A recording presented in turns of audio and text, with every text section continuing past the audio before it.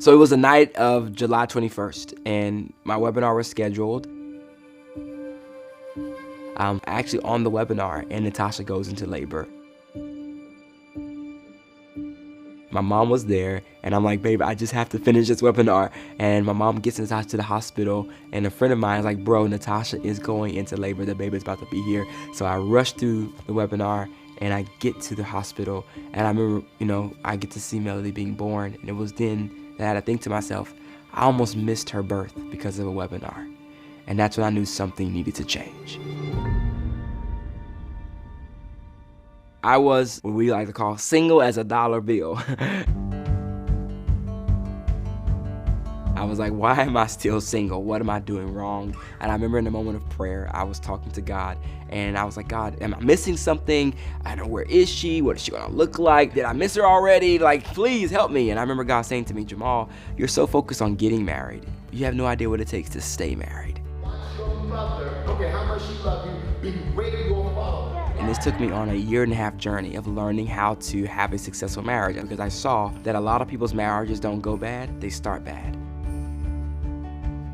During that journey, I ended up finding my wife. We actually met on Facebook. We got married and filmed our story, and we call it the Facebook love story. Hey everybody, it's Jamal. Hi, I'm Natasha. And this is the story of how we met. It was cool because people all around the world began to take notice. And that's when someone was like, well, time out. Is this real? Is this a joke? And I looked at my wife, I was like, babe, these people really think that marriage is not working anymore. And so I said, let's create something. We ended up creating this brand called Married and Young. I had no idea what a blog was. I didn't have a background in marketing, no business degree. I was a ministry kid, so creating the blog was very new for me. At this point, it was simply just to help people to kind of change the narrative about marriage in our generation. One of my mentors calls me and he was like, hey, I saw you launch this blog. How many people are reading it? I was like, man, it's super cool. We got like 13,000 readers right now. And he's like, Jamal, you could be rich. I was like, what? Like, what do you mean rich? Like, how do you get rich off? We're just posting blogs on the internet. Like, how does that turn into money? I had no idea. And he's like, you don't have just a blog, you have a business. I was like, a business? He goes, yes, you have an online business. You need to monetize. And that's when I created my first book. At this point in our journey, we're at 40,000 people a month coming into our website. So in my mind, I'm like, if I can just get 39,000 of them to buy the book, we're rich. Like, this is it. This is gonna be our big moment of breakthrough. And I don't know what it is about writing books that we all think that it's just immediately gonna turn into dollars. Well, it didn't happen. We made about $3,000 and a moment of reality hit.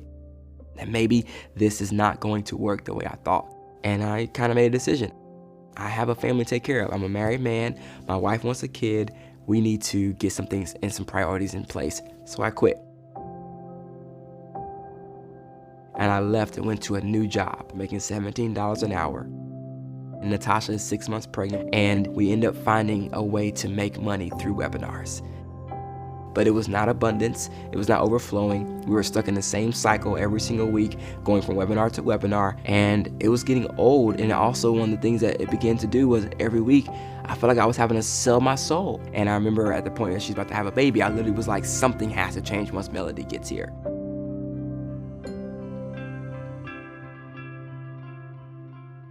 If I would have missed Melody's birth because of a webinar, I don't think I ever would have been able to forgive myself. Because that would have been like the ultimate moment of me putting money before family. And it was actually after Melody was born, I made the decision to join the Ask Method Masterclass. It was one of those moments like I kind of felt like I was led to do it, because one of the first things I was most excited about was to create a quiz. And within the first week, we generate 10,000 leads from this quiz. And that's when I knew, oh my goodness, we have a real business on our hands. It was cool because now we have these 10,000 people that we were able to do the DDS on. I went from making $17 an hour to generating at that same year, within 3 months, creating a product that would end up helping us to generate over $600,000 in revenue, simply because I now knew how to ask my audience the right questions to create the exact products that they need to solve their problems. We literally have over 4,000 people that we serve on a monthly basis.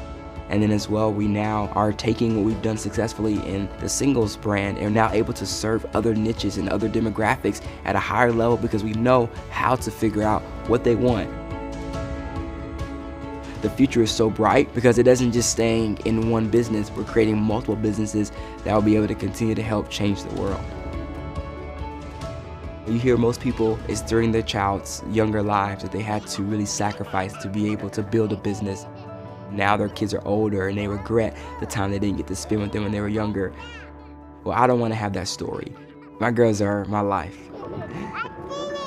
I get to share the world with them because to me, memories are so much more valuable than money. And we get to create memories with them whenever we want. And my business is providing that freedom to be able to do that.